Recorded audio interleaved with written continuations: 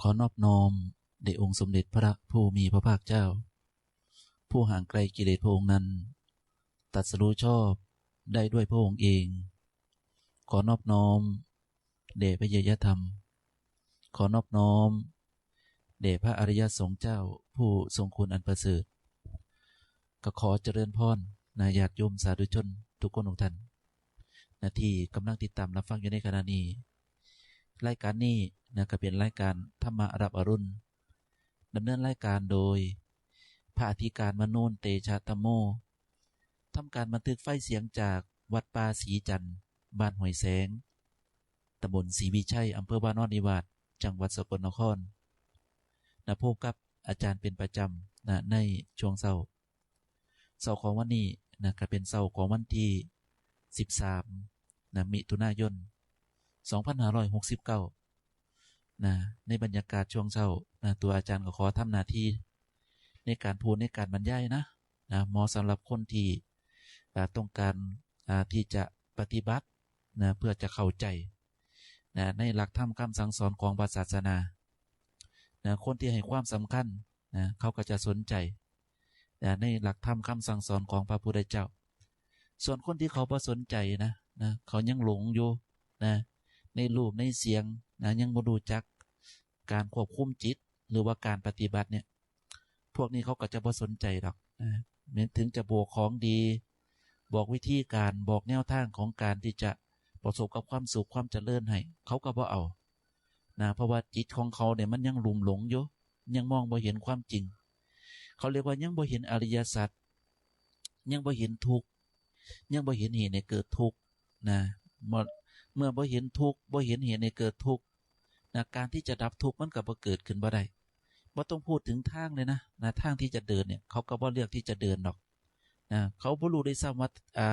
ทางที่เขากำลังเลือกเดินอยู่เนี่ยมันจะนำมาซึ่งหยังเขาจะสนใจเฉพาะว่าสิ่งที่เขาจะได้จะได้อีหยังทำอีหยังจะได้อีหยัง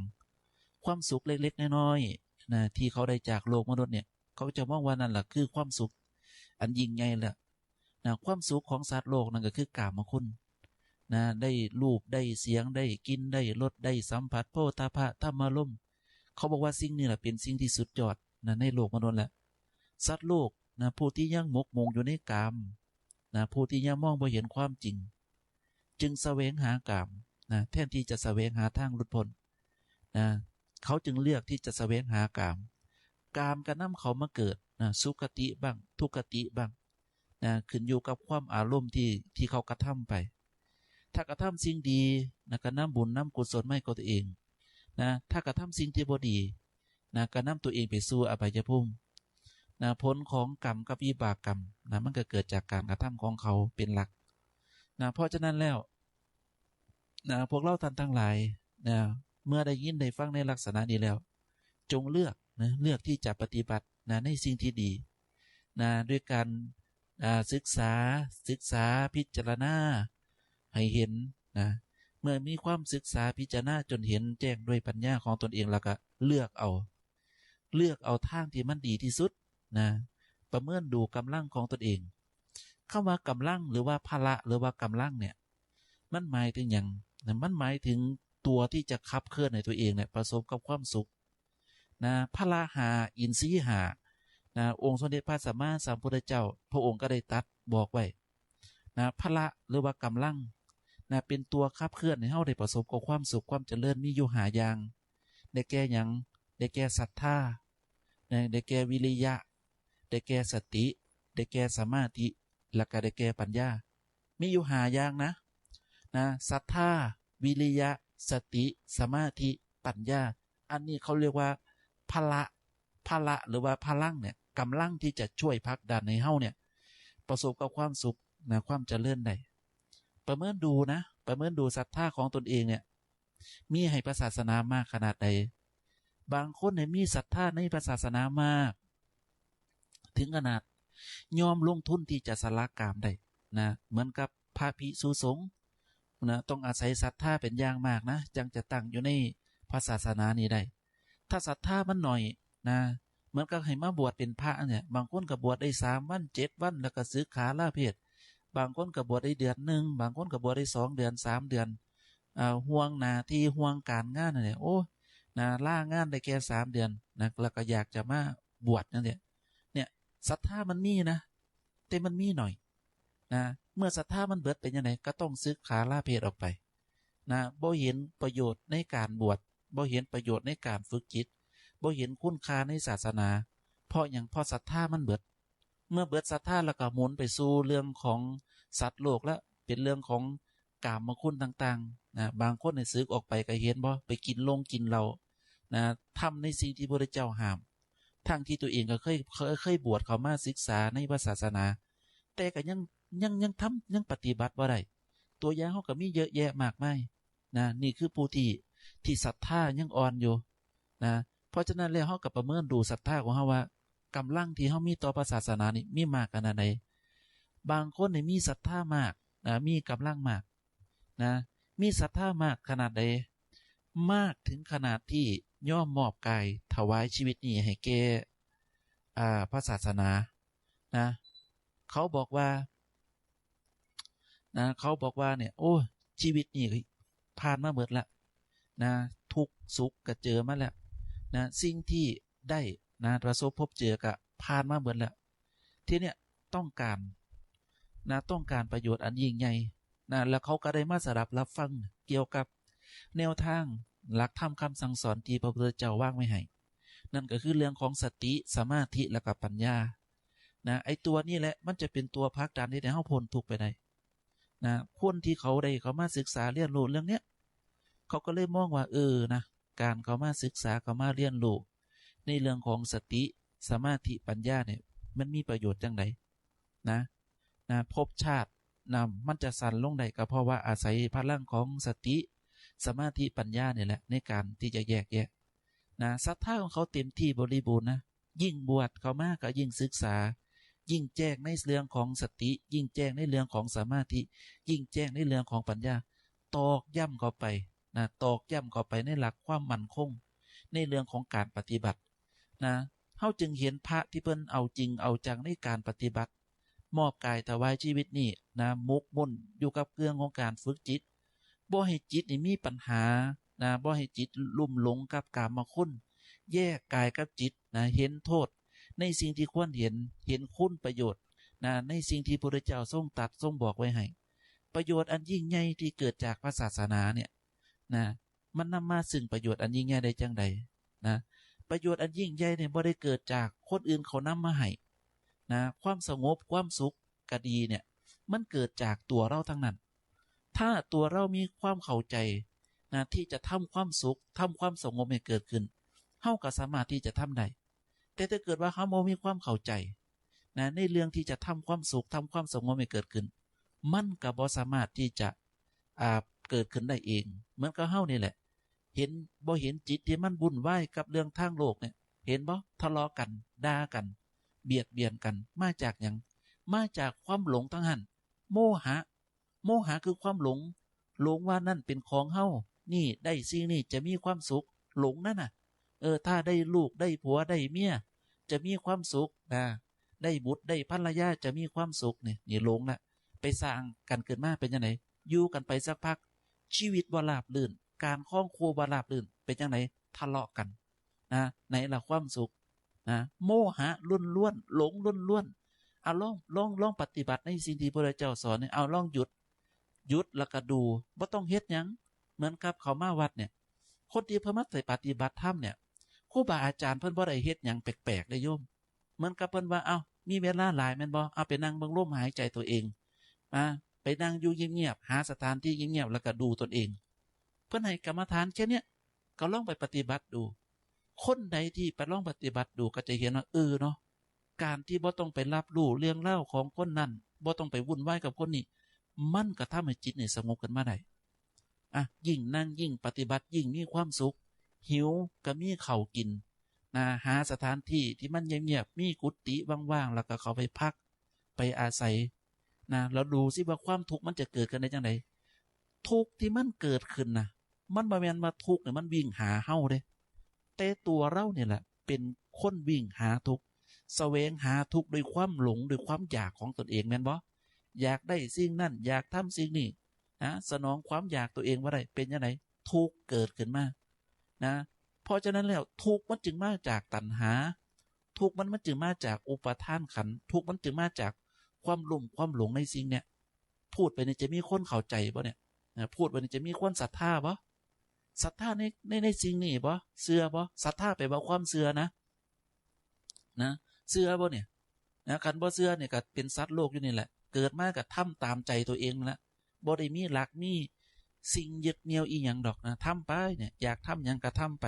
ทำแล้วก็นำตัวเองไปตกนรกบ้างไปขึ้นสวรรค์บ้างนะไปเกิดเป็นนั่นเป็นนี่บ้างก็เพราะว่าความบ่รู้นั่นแหละพระพุทธเจ้าพระองค์รู้สิ่งนี้พระองค์จึงบอกว่าเนี่ยเพราะความบ่รู้นั่นแหละจึงก่อให้เกิดวัฏฏะสงสารบ่มีที่สิ้นสุดท่านใส่คำว่าอวิชชาอวิชชามันแปลว่าความบ่รู้อวิชชาปัจจยาสังขาราเพราะความบ่รู้จึงก่อให้เกิดสังขารสังขารเนี่ยสังขาราปัจจยาวิญญาณังสังขารคือการปรุงแต่งก็ให้เกิดวิญญาณก็ให้เกิดการเป็นน้ำรูปขึ้นมาน้ำรูปก็ให้เกิดสลายจตนะก็ให้เกิดผัสสะก็ให้เกิดเวทนาก็ให้เกิด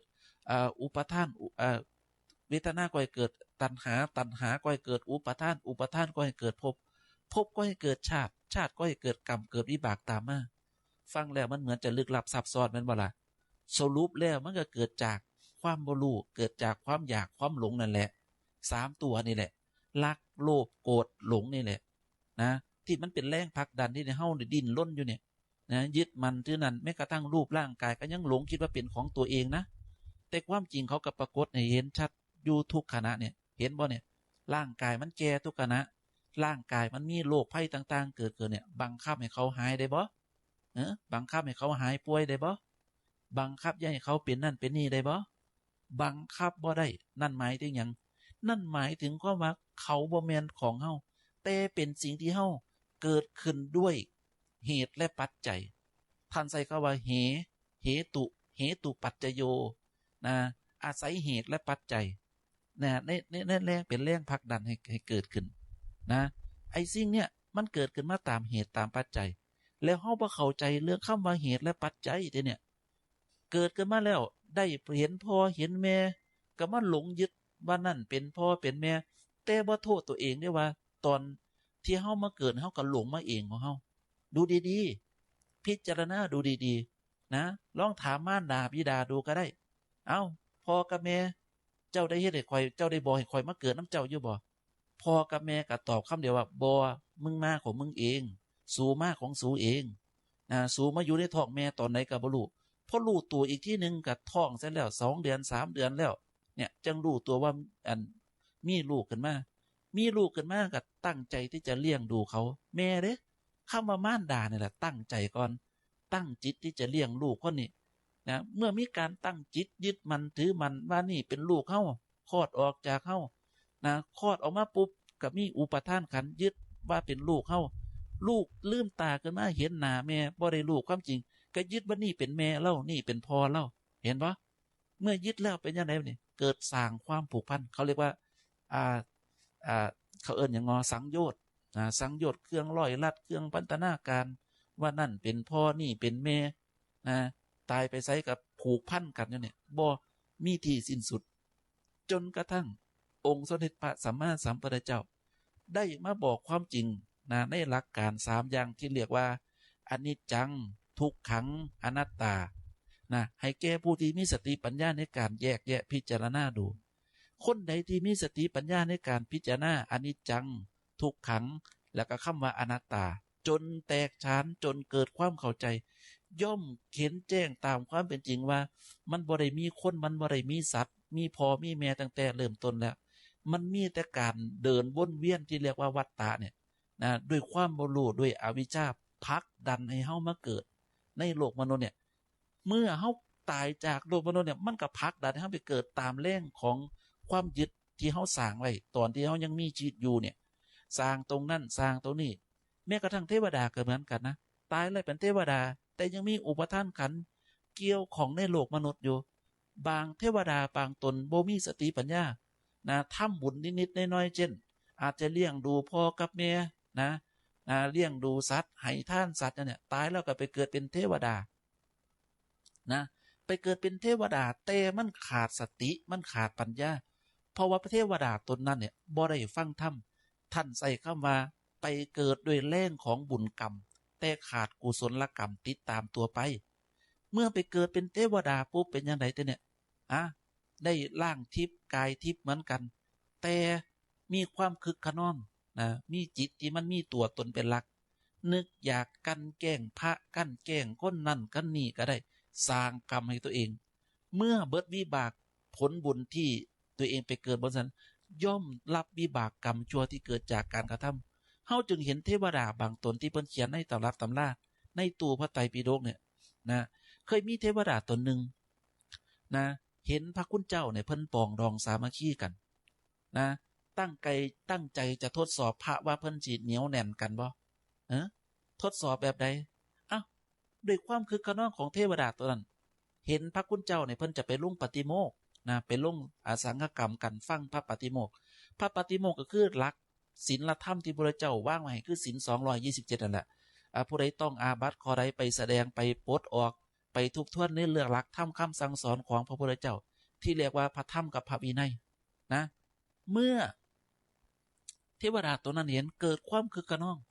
อยากจะลองทดสอบดูเทวดาพระภิกษุสงฆ์รูปหนึ่งดันปวดท้องนักต้องการทำธุระเข้าห้องน้ำเทวดาตัวนั้นได้โอกาสเป็นยังไงนะก็ลงมาปลอมแปลงตัวเป็นหญิงสาวหญิงสาวย่างน้ำก้นพระรูปหนึ่งน่ะเพิ่นเห็นแต่พระอีกรูปหนึ่งบ่เห็นบัดนี้พระที่ไปเข้าห้องน้ำไปเท่าไปท้ายเนี่ยดันบ่เห็นอันเทวดาตัวนั้นที่ปลอมแปลงย่างมาน้ำก้นแต่พระที่ยืนท่าน่ะเพิ่นดันเห็นบัดนี้เห็นแล้วเป็นยังไงพวกนี้ก็ทะเลาะกันนะท่านไปไสมาพระรูปนี้ก็ถามเอาผมก็ไปทายนั่นตัวไปทำตัวละไปทายอีหยังตั้งโดนแท้ศีลของท่านวิบัติอะไรมันบ่เนี่ยผมเห็นท่านย่างออกมากับผู้หญิงเนี่ยท่านไปทำตัวละหรือไปเฮ็ดหยังไปเสพกามมาแม่นบ่ศีลของท่านขาดแล้วมั้งเกิดการทะเลาะกันพระรูปนึงก็โจทย์อาบัติว่าพระรูปนี้อาบัติผิดศีลแล้วเจ้าพระรูปนี้ก็ว่าบ่แม่นบ่มีผมบ่ได้อาบัติเทวดาตนนั้นเห็นด้วยความคึกขนองนะเห็นพระแตกกันแล้วก็หัวเราะยินดีกลับไปบนสวรรค์มาเนี่ยนะกลับขึ้นไปบนสวรรค์บนวิมานของตัวเองนะคึกขนองเพราะสติมาดันคิดได้ว่าการกระทำของตัวเองมันเป็นบาปแบบนี้เดือดร้อนอาสนะตัวเองก็อยู่บ่เป็นสุขนะเพราะวิบากกรรมชั่วมันหนักเขาเรียกว่าทำสังฆเพศละทำสังฆกรรมยุยงให้สงฆ์แตกจากกันนะโดยความคึกขนองเป็นอย่างไรเนี่ยโอ้โหวิบากกรรมชั่วมันหนักคนใดก็ตามที่ทำอนันตริยกรรมไม่ว่าจะเป็นสัตว์เป็นเทวดาก็ตามย่อมได้ลักนะวิบากกรรมอย่างหนักเลยนะเป็นยังไงกับพักดันให้เทวดาตัวนั้นเนี่ยตกนรกทันทีเลยนะตกนรกทันทีนะทั้งที่ตัวเองก็มีบุญนะบุญที่ได้ไปเกิดเป็นเทวดาก็มีอยู่แต่ว่าโทษของอนันตริยกรรมเนี่ยมันหนักเมื่อทำลงไปแล้วบัดนี้ก็เฮ็ดให้ตัวเองเนี่ยต้องไปตกนรกอยู่น่านนักหนาทัดจากนรกนะอเวจีขึ้นมากครับมาเกิดได้อัดด้วยแรงของกรรมฝ่ายกุศลเนี่ยก็ได้มาอัตภาพเป็นมนุษย์แล้วก็ได้บวชเป็นพระเมื่อได้บวชเป็นพระแล้วย่างไปไสก็มีรูปหญิงในย่างน้ำกลนะไปบิณฑบาตรูปหญิงกับหญิงสาวสวยกับย่างน้ำกลคนอื่นเห็นเบิดยกเว้นพระรูปนั้นละบ่เห็นมาจากหยังมาจากวิบากกรรมชั่วที่เกิดจากการกระทำของเพิ่นนี่เล่าให้ฟังที่เล่าให้ฟังเนี่ยบ่แม่นว่าเป็นเรื่องเป็นเล่านะเป็นเรื่องของบุพกรรมที่เพิ่นได้กระทำไว้ตั้งแต่ตอนที่ยังเป็นเทวดาเป็นเทวดามิจฉาทิฏฐิอาศัยความคึกขนองบ่มีสติบ่มีปัญญาในการที่จะเข้าใจนะว่าสิ่งใดควรทำสิ่งใดบ่ควรทำเนี่ยการกระทำเราเนี่ยอาจารย์ถึงได้พูดไงว่าโอ้มันออกมาในลักษณะนี้เข้าใจหรือยังคนใดเข้าใจไอ้คนที่เข้าใจเนี่ยเขาก็จะบอกว่าอ๋อมันเป็นแบบนี้จริงๆนะอาจารย์ผมเนี่ยนะได้ยินได้ฟังได้สัมผัสแล้วผมก็บอกว่าโอ้มันเป็นแบบนี้จริงๆนะเนี่ยการศึกษาการเรียนรู้หลักธรรมคำสั่งสอนเนี่ยถ้าเฮาก้าวพลาดนะด้วยความคึกขนองด้วยความบ่รู้เฮาอาจจะไปตกนรกก็ได้นะแต่ถ้าเกิดเฮามีความเข้าใจล่ะถ้าเฮามีความเข้าใจในสิ่งที่พระพุทธเจ้าสอนเฮาก็สามารถที่จะเลือกที่จะเดินในทางที่ถูกต้องได้ นะเหมือนกับทางของศีลทางของท่านทางของการภาวนาศีลท่านภาวนาเนี่ยเป็นสิ่งที่ถูกต้องแล้วตัวครูบาอาจารย์มันก็เลยบอกว่าถ้าเป็นไปได้นะจงเลือกทำสิ่งที่มันมีประโยชน์อย่าทำในสิ่งที่มันบ่มีประโยชน์ท่านใส่คำว่าสาระกับอสาระสาระก็คือมีประโยชน์มีหลักฐานมีแกนสารอสาระก็คือบ่มีประโยชน์ก็เหมือนกับพวกเฮานี่แหละในโลกมนุษย์เนี่ยเลือกที่จะทำสิ่งใดบวชเป็นพระเลือกที่จะทำกิจของสงฆ์หรือไม่จะเลิ่นสติจะเลิ่นปัญญาฝึกตนเองหรือไม่นะการฝึกตนเองนี่มีหลายรูปแบบนะมีตั้งรูปแบบที่อยู่นิ่งๆกับอยู่ในลักษณะรูปแบบที่มันเคลื่อนกายเช่นทำอีหยังก็ตามแล้วก็รู้เนื้อรู้ตัวมีสติในการทำพิจารณาจิตเขาเรียกว่าจัดอยู่ในหลักของโพชฌงค์ทั้ง7น่ะสติธรรมะวิจยะวิริยะเนี่ยเพิ่นทำเหตุ3อย่างเนี่ยต้อยเพิ่นเฮ็ดอีหยังอยู่ก็ตามเนี่ยเหมือนกับวัดอีหยังเนาะวัดผู้ทอกหลวงปู่จวนเนาะหลวงปู่จวนที่เพิ่นทำบันไดขึ้นไปถึงหน้าผาไหนบ่เพิ่นก็เฮ็ดก๊อกๆแก๊กๆของเพิ่นนะแต่เพิ่นปฏิบัติครูบาอาจารย์เพิ่นเล่าให้ฟังเพิ่นก็ปฏิบัติของเพิ่นนะตีค้อนตีตะปูตีลงไม้เฮ็ดบันไดขึ้นไปที่จะนั่งภาวนาที่จะหลีกเล่นสำหรับภาวนาบ่อยากวุ่นวายกับคนนะเพิ่นก็ได้เฮ็ดบันไดขึ้นไป นะเฮ็ดบันไดขึ้นไปเนี่ยเพิ่นก็เฮ็ดไปนะคนบางคนบ่รู้ว่าโอ้ยพระรูปนั้นเฮ็ดหยังก๊อกๆแก๊กๆคือบ่ภาวนาไปตำหนิครูบาอาจารย์แต่ในความเป็นจริงแล้วครูบาอาจารย์เพิ่นนะทำกิจของเพิ่นอยู่เพิ่นรู้ตัวเพิ่นนะแต่เพิ่นก็บ่ยึดนะทำแบบไม่มีเราทำแบบไม่เอาผลงานนะไม่มีตัวตนเพราะว่าเพิ่นเข้าใจในคำว่าสัพเพธัมมาอนัตตาสิ่งทั้งหลายทั้งปวงว่างเปล่าจากความหมายแห่งการเป็นความคิดใดก็ตามคำพูดใดก็ตามที่ปรากฏในโลกมนุษย์นี่ถ้าเพิ่นบ่ซักให้ว่าเป็นนั่นเป็นนี่เป็นคำพูดของคนนั้นคนนี้พูดอีกอย่างหนึ่งก็คือว่าบ่ใส่ใจนะบ่ยึดบ่ถือบ่เอาคำพูดใดๆกะบ่มีอิทธิพลกับเพิ่นบ่มีตัวตนจิตของเพิ่นสะอาดบริสุทธิ์ไปแล้วเห็นบ่มันบ่เหมือนกับพวกเฮานะเฮ็ดอีหยังก็ทะเลาะกันตายเนี่ยเห็นบ่เนี่ยผัวเมียเนี่ยมีมื้อใดบ่ทะเลาะกันบ้างทะเลาะกันเพื่อหยังก็เพื่อว่าสนองตัวตนบ่ได้มันเกิดความอยากเนี่ย นะมันเกิดความอยากแล้วมันสนองความอยากของกันบ่ได้มันก็เลยทะเลาะกันเนี่ยบ่เนี่ยนะทั้งที่หนทางเนี่ยที่จะนำมาสู่ซึ่งความสุขเนี่ยมีหยังก็ค่อยๆเว้ากันพูดกันม่วนๆเป็นคู่ผัวตัวเมียเนี่ยมีหยังก็เว้ากันด้วยเหตุด้วยผลอย่าเอาอารมณ์มาเว้าอย่าเอากิเลสนะมาตัดสินคนอื่นเขาอย่าคิดว่าคนอื่นเขาจะต้องสนองความต้องการตัวเองอยู่เสมอนะคนใดที่คิดจังซี่แล้วจังว่ามันอยู่นำกันบ่ได้นะเมียเล่นสู้ผัวไปเอาเมียน้อยก็ย้อนว่ามันบ่เข้าใจนี่แหละนะสนองความอยากบ่ได้ก็แสวงหาเรื่องใหม่มาแล้วเห็นบ่นะอาจารย์ถึงพูดนี่ว่าเนี่ยความเข้าใจในเรื่องของจิตของเจ้าเนี่ยมีมากขนาดใดถ้าเจ้าบ่เข้าใจในเรื่องของจิตนะเจ้าต้องการฝึกจิตต้องการเรียนรู้เรื่องของจิตว่าจิตที่มันบ่ได้ผ่านการฝึกเนี่ยมันนำมาซึ่งโทษซึ่งกรรมซึ่งวิบากมากขนาดใดก็ลองมาฝึกจิตดูเพิ่นเข้ามาปุ๊บในมาเจอพระคุณเจ้านะพระภิกษุสงฆ์ที่เพิ่นสอนกรรมฐานเรื่องของการปฏิบัติเพิ่นชำนาญในเรื่องของการฝึกจิตในเรื่องของการสอนการเห็นจิตเนี่ย เพิ่นก็จะบอกว่าบ่ต้องเฮ็ดหยังให้ไปดูลมหายใจเพิ่นสอนวิธีการแบบพระพุทธเจ้าสอนนะเธอจึงเข้าไปตั้งกายตรงดำรงสติเฉพาะหน้าหายใจเข้าก็รู้หายใจออกก็รู้เพิ่นสอนตรงนี้นะเพิ่นยังบ่สอนว่าจิตคิดเวทนาเกิดขึ้นก็รู้ความคิดเกิดขึ้นก็รู้เพิ่นยังบ่สอนสเต็ปต่อไปนะแต่เพิ่นให้ไปดูลมหายใจซะก่อนมันเฮ็ดง่ายบ่ต้องวุ่นวายกับอีหยังดอกไปนั่งเบิ่งลมหายใจไผก็เฮ็ดได้แต่เมื่อให้ไปนั่งดูลมหายใจดูได้สักพักนึงดูลมอยู่ดีๆมันก็เผลอแวบไปคิดเผลอไปคิดแล้วสติขาดจากการดูลมหายใจย่อมเมื่อรู้ตัวว่าสติมันเผลอไปคิดแล้วก็ดึงมาอยู่กับลมหายใจไม่อีกนั่งเบิ่งลมหายใจอยู่ดีๆนะยุงมากัดเกิดเวทนาความคันเกิดขึ้นอาการคันเนี่ยและอยากจะเกาอยากจะอันนี้มันเนี่ยมันก็คือเวทนา จิตไปจมอยู่กับเวทนาขาดจากการเพ่งดูลมหายใจขาดสติอีกแล้วนะตัวเองก็บอกว่าตัวเองเนี่ยขาดสติเห็นปะนะก็นั่งไปสักพักวันนี้เกิดนะสัญญาขันระลึกขึ้นมาได้นั่งไปแล้วก็คิดระลึกถึงอดีตเคยอยู่ตรงนั้นเคยอยู่ตรงนี้เคยมีความสุขอยู่กับคนนั้นอยู่กับความนี่อ้าวมีความสุขเกิดมาเป็นยังไงเท่าเนี่ย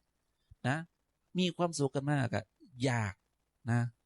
อยากจะปรุงแต่งอยากคิดอันนั้นอันนี้ขึ้นมาได้บ้างนะเห็นบ่สติก็ขาดไปแล้วทั้งที่พอคุณเจ้าพันบอกว่าไม่ต้องทำอะไรให้ไปนั่งดูลมอย่างเดียวคุณเห็นอะไรไหมตกตอนเย็นมาเพิ่นก็ถามแล้วมันเห็นยังบ่เห็นจิตตัวเองบ่น่ะเห็นบ่มันเผลอไปคิด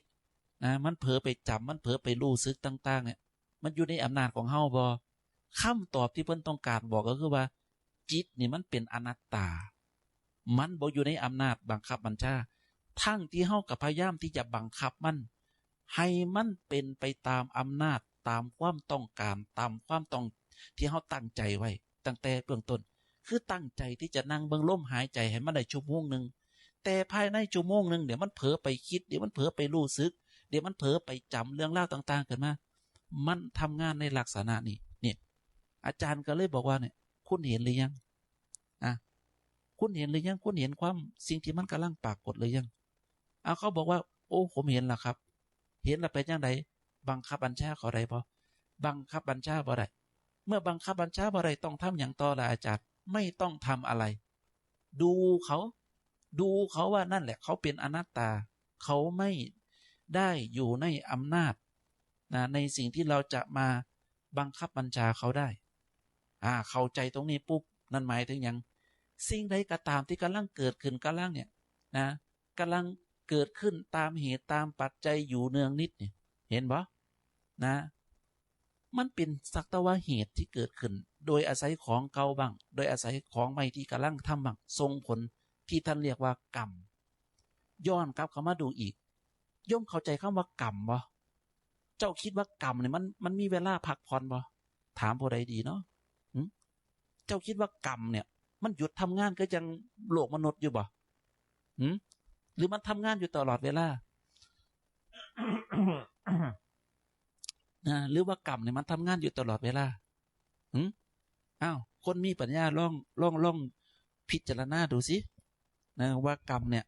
มันพักอยู่บ่มันมีเวลาพักอยู่บ่มันนอนอยู่บ่หรือว่ากรรมเนี่ยมันส่งผลอยู่ตลอดเวลาลองหาคำตอบให้อาตมาดูสิเมื่อเฮาพิจารณาเฮาก็จะเข้าใจได้เรื่องของกรรมว่ากรรมเนี่ยเขาส่งผลอยู่ตลอดเวลากรรมที่เป็นฝ่ายกุศลเนี่ยส่งผลให้เขามีความสุขบ่เจ็บบ่ป่วยกินแซ่บนอนหลับนะมีความสุขจิตใจเบิกบานกรรมชั่วเป็นกรรมที่เขามาเบียดเบียนตัดรอดเฮ็ดให้จิตเป็นทุกข์บกมุ่นอยู่กับความคิดเป็นทุกข์กระวนกระวายนั่นแหละคือกรรมที่เป็นฝ่ายอกุศลมันส่งผลเห็นบ่ไอ้คนใดที่ถือกรรมชั่ววิบากกรรมชั่วตามท่านเนี่ย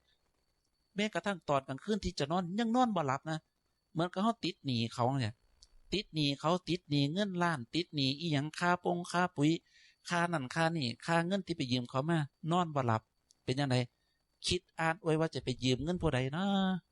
จะเอามาใส่หนี้เขาได้เนี่ยไผจะให้ยืมเงินกลางค่ำกลางคืนมาจึงนอนบ่หลับเพราะถือความคิดมันก็มาจากวิบากกรรมชั่วที่เกิดจากการกระทำของตัวเองนั่นแหละไปยืมเงินเขามาไปสร้างหนี้ขึ้นมาแล้วก็มีความทุกข์เกิดขึ้นเนี่ยไอ้ธรรมชาติตรงเนี้ยอาจารย์ก็เลยบอกว่าเข้าใจหรือยังเข้าใจบ่นะถ้าเข้าใจแล้วบัดนี้กรรมมันส่งผลมาเนี่ยนะกรรมที่มันกำลังส่งผลเนี่ยมันมาจากการกระทำถ้าเรียกว่าอาศัยเหตุและปัจจัยมันมีบทสวดมนต์อยู่บทหนึ่งนะที่อาจารย์นะได้มาพิจารณาเบิ่งเป็นคำสวดที่ดีนะอยู่ในหนังสือบทสวดมนต์ของวัดป่าบ้านสังคุยเนี่ยนะเพื่อนสอนการพิจารณาพิจารณาธาตุ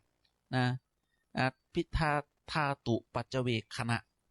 เนี่ยเมื่อก่อนเนี่ยอาจารย์บ่เข้าใจนะเป็นอย่างเพิ่นคือสอนให้เฮาพิจารณาธาตุนะเนี่ยโยมลองฟังดูเด้อ ยะถาปัจจยังปวัตตมานังธาตุมัตตเมเวตังเนี่ยสิ่งเหล่านี้นี่สักว่าธาตุตามธรรมชาติเท่านั้นกำลังเป็นไปตามเหตุตามปัจจัยอยู่เนืองนิดนะเพิ่นก็ยกตัวอย่างเหมือนกับจีวรเนี่ยยะที่ทางจีวรังตทุตปุญชโกจัปุคโรสิ่งเหล่านี้คือจีวรและบุคคลผู้ที่ใช้ฉอยจีวรนั้นธาตุมัตตโกเป็นสักว่าธาตุตามธรรมชาตินิสัตโตมิได้เป็นสัตวะอันยั่งยืนนิชีโวมิได้เป็นชีวะอันเป็นบุรุษบุคคลสุญโยว่างเปล่าจากความหมายแห่งการเป็นตัวตน ว่างเปล่าจากความหมายแห่ง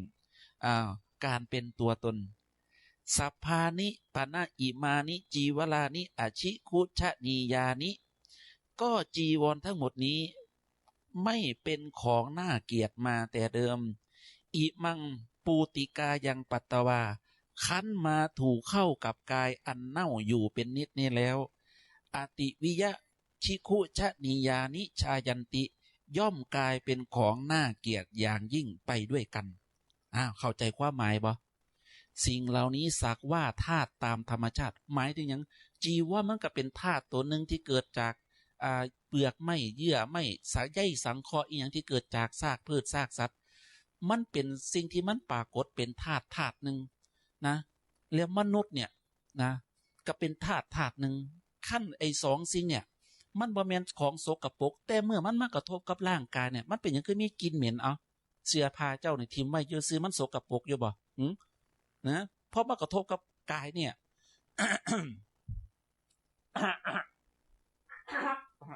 นะเพราะมันกระทบกับกายเนี่ยเป็นยังไงเสื้อผ้านั่นก็ส่งกลิ่นเหม็นนะกระทบกับร่างกายเนี่ยเป็นสิ่งปฏิกูลอย่างยิ่งนะคนใดที่มาศึกษามาพิจารณาเขาจึงบอกว่านะสิ่งใดที่กระทบกับกายเนี่ยย่อมเป็นสิ่งสกปรกเป็นสิ่งปฏิกูลไปด้วยกันเห็นปะแล้วธาตุทั้งสี่เนี่ยมันก็ปรากฏอยู่ในลักษณะเนี่ยนะอาจารย์จึงบอกว่าเอาพิจารณาดูไอ้คนส่วนมากมันบ่เข้าใจได้เพราะเสียผ้าสกปรกมันก็ไปซักแล้วมันก็มาหลงตัวเองว่ากายฉันสะอาดสิ่งกายดีเนื้อหนังมั่งสังฉันดีเนี่ยเห็นบ่นี่อาหารไม่อาหารเกาดีเสลดน้ำเลือดน้ำเหลืองที่ซึมออกจากร่างกายเนี่ยมันเป็นยังไงมันสกปรกขนาดใดบ่ยอมรับโดยเฉพาะโลกทุกวันเนี่ยมันเขาเรียกว่ามันเป็นศัตรูคู่อาฆาตกับหลักคำสอนพระพุทธเจ้าแท้ๆกายเป็นของเน่าเป็นของบูดมันก็มายกย่องร่างกายว่าเนี่ยร่างกายมันเป็นของทรัพย์ของสวยขายเครื่องสำอางบัดนี้ขายแป้งบ้างขายครีมบ้างขายอันแนวท่าอันลักแร่โคโลนนั่นเอามาระงับขีดตะแล่เจ้าของ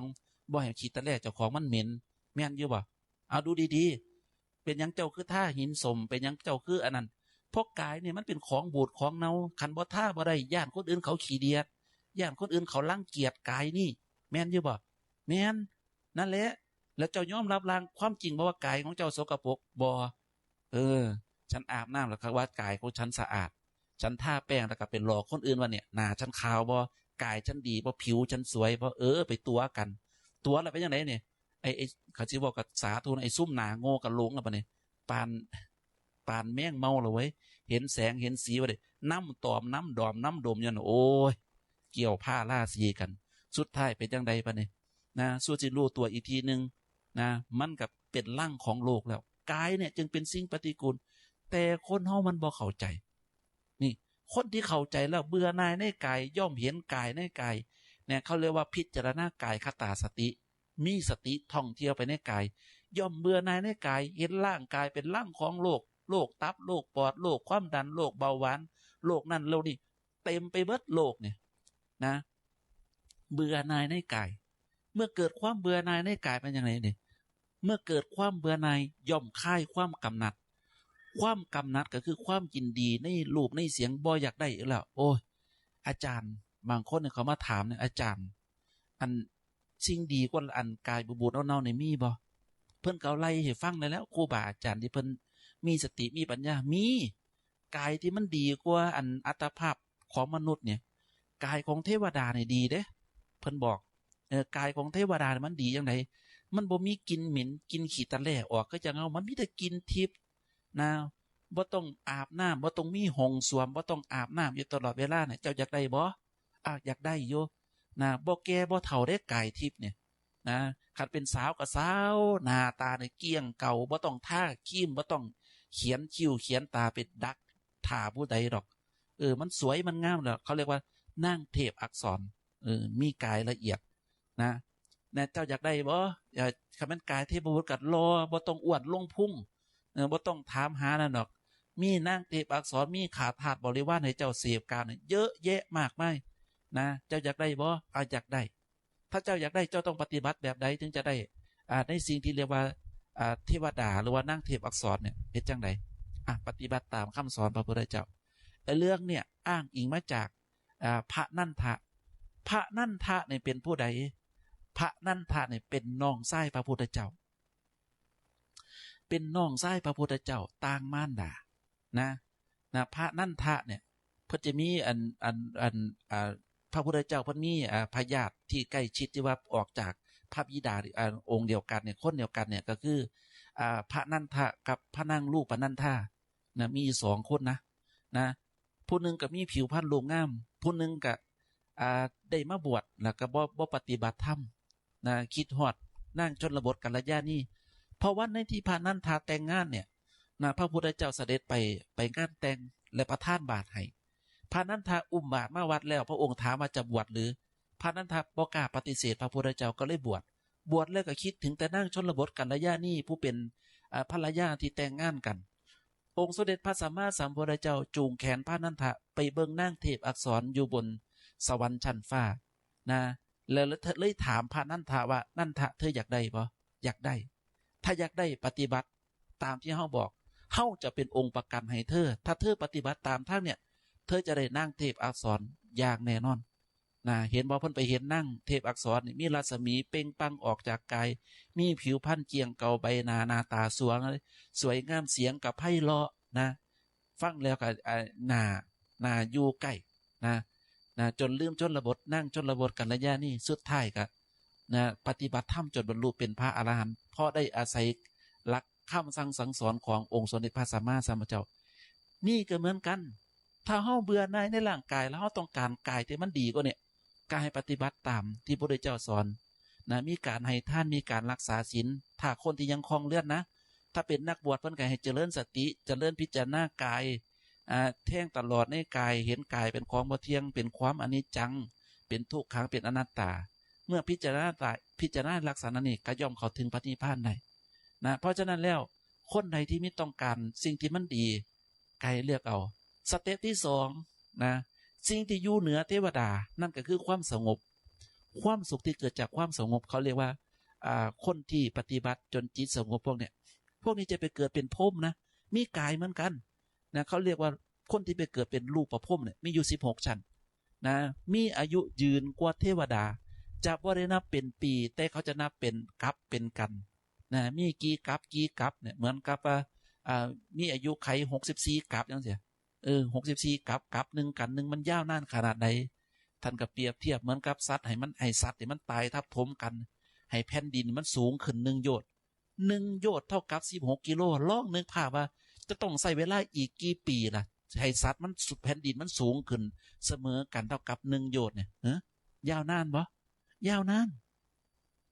เห็นบ่เนี่ยเพราะฉะนั้นแล้วไอ้เรื่องพวกเนี่ยนะจึงเป็นอายุไขที่ยืนยาวมากแล้วคนที่จะได้อัตภาพของพรหมเนี่ยก็ต้องมีการปฏิบัติที่ถูกทางเช่นการทำจิตให้สงบปราศจากสิ่งยั่วยุนะเพ่งจิตอยู่ในอารมณ์อย่างใดอย่างหนึ่งนะเขาเรียกว่ารูปฌานเนี่ยเพ่งไปจนจิตมันสงบเนี่ยตายแล้วก็จะไปเกิดเป็นหนึ่งในพรหมนะที่เรียกว่ารูปประพรหม16 ชั้นนะแล้วมันก็มีคนอีกประเภทหนึ่งที่ว่าบ่ต้องอาศัยรูปและบ่ต้องการมีตัวตนบ่ต้องการมีรูปแต่เพ่งนะสิ่งใดสิ่งหนึ่งเราบ่มีตัวตนเพ่งความว่างนะเช่นเพ่งอากาศนะนึกถึงอากาศนึกถึงก้อนเมฆนึกถึงความว่างเวิ้งว่างท่านใส่คำว่าอากาสานัญจายตนะเพ่งความว่างเพ่งสิ่งว่างๆขึ้นมาเนี่ยตายแล้วก็ไปเกิดเป็นอรูปประพรหมพวกเนี่ยเห็นบ่ รูปประพรมเนี่ยมีอายุไขยืนยาวนานกว่ารูปประพรมอีกนะโอ้โหบ่ต้องเขาเรียกว่านิพพานพรมเลยไปนะบ่รู้ว่าจะต้องกลับมาเกิดอีกต้องใช้เวลาอีกโดนปานใดนะแต่มันก็มีอีกอย่างนึงน่ะที่อยู่เหนือกว่าพรมอีกนั่นคือหยังนั่นก็คือพระนิพพานนิพพานนี่มีความสุขเหมือนกับรูปประพรมนั่นน่ะแต่ว่าบ่กลับมาเกิดอีกแล้วบ่ยุ่งกับคนละสุขล้วนๆนะอยากได้บ่ถ้าอยากได้ก็ให้ประพฤติปฏิบัติในหลักธรรมคำสั่งสอนของพระพุทธเจ้าเพราะฉะนั้นแล้วคนใดที่ต้องการศึกษาต้องการหลุดพ้นต้องการภาวนาให้เห็นแจ้งตามความเป็นจริงก็ให้ศึกษาให้เรียนรู้ไปนะยิ่งคนใดศึกษาคนใดเรียนรู้ในสิ่งนี้ได้นะคนนั้นก็จะประสบกับความสุขความเจริญได้แต่ถ้าเกิดกันว่าบ่มีศรัทธาบ่มีความเชื่อแล้วก็บ่ต้องพูดถึงจบเกมเลยนะแม้กระทั่งพระเขาก็ยังบ่อยากเห็นหน้าเห็นบ่เนี่ยนะย่างสากก็บ่อยากใกล้เห็นบ่บางคนก็หนีไกลเด้ย่านพระขอเงินบางคนบ่เข้าใจนะบ่รู้จักว่าพระนี่แหละเป็นผู้มาโปรดพระนี่แหละเป็นผู้มาช่วยเหลือโยมคันบ่มีพระนี่โยมสิพึ่งผู้ใดล่ะเพราะฉะนั้นแล้วเก็บไปคิดพิจารณาดูก็แล้วกันนะเอาละพูดมาเห็นว่าสมควรเก็บเวลาขอยุติการพูดกันบรรยายธรรมะเป็นธรรมะรับอรุณนะของวันที่13นะมิถุนายน2569สุดท้ายนี้อาจารย์ขอส่งกำลังใจให้ญาติโยมญาติธรรมที่กำลังมุ่งมั่นประพฤติดีปฏิบัติชอบตามคำสั่งสอนขององค์สมเด็จพระสัมมาสัมพุทธเจ้านะด้วยการเจริญศีลสติสมาธิและปัญญาจงมันพัฒนาฝึกฝนอบรมตนไปนะจนกว่าเราท่านทั้งหลายจะเข้าถึงความมีมุตหลุดพ้นได้ด้วยกันทุกคนทุกท่านเถิดขอเจริญพร